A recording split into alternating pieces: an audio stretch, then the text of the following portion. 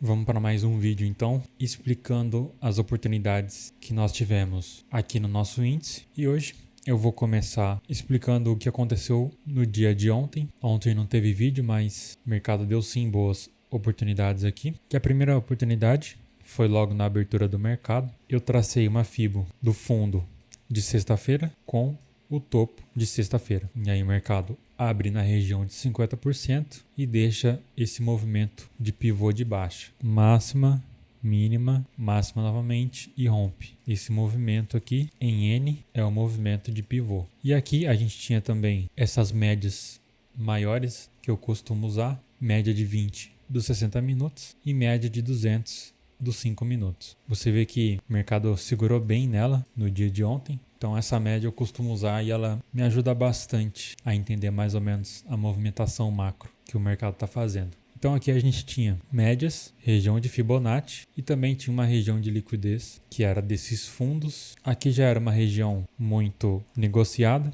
e quando rompidas, o mercado volta para testar, aqui já acumula muita liquidez e vira uma zona de troca de polaridade. Sendo uma zona de troca de polaridade, é uma zona de pressão, então eu usei todas essas confluências para poder vender aqui e pegar parte dessa queda. Postei tudo nos meus stories, só vocês conferir lá. E nesse movimento de pivô de baixa, ele vai até o alvo de 1,8%. Aqui às 11 horas sai o dado econômico. O mercado pega a liquidez de cima e de baixo e faz essa movimentação de alta. Aqui também temos a FIBO menor do dia. É do dia, mas é uma FIBO de apenas 650 pontos. É um pouco mais arriscado vender aqui, mas ainda assim tem o padrão de queda aqui. E se você conseguiu pegar parte dessa queda, você poderia ter arriscado com stop aqui acima do 61,8%. Aqui também, nessa venda, a gente poderia marcar a FIBO do fundo até esse topo e ver aqui que ele está na região do 61,8% e 50% aqui também, capturando a liquidez desse topo do fechamento do mercado do dia de ontem. Então aqui também era uma zona de liquidez que o mercado segurou bastante,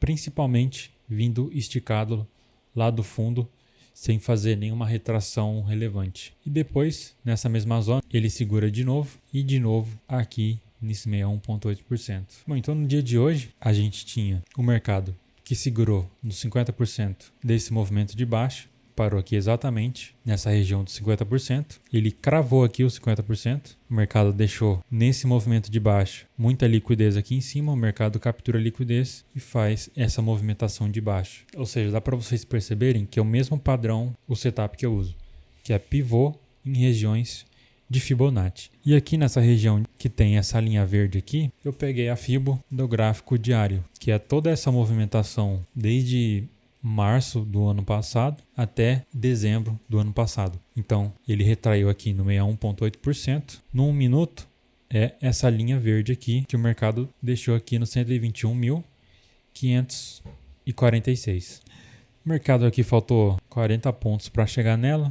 Só que como é uma região macro, a gente costuma considerar que é uma região e não uma linha em si. Então o mercado ele chega forte aqui, já demonstra força aqui com esse volume e faz essa movimentação de pivô de alta com continuidade. E aí ele vai até a região de FIBO oposta, que é o que eu ensino para vocês. Entra em uma FIBO e sai em outra. E depois, novamente, quando ele bate na FIBO, ele já faz um novo pivô de baixa e faz essa movimentação de baixa. Então a gente pode, deixa eu fazer com mais calma para vocês entenderem. Já vou excluir aqui essa FIBO e vou marcar para vocês o movimento de espelhamento, que é essa volta em A que o mercado faz. Então você pega a ferramenta de projeção Fibonacci, marca do topo ao fundo e ele vai até o alvo de 61,8%. E quando ele chega em regiões de FIBO sem fazer essa retração, você vê que ele desce 1.000 pontos.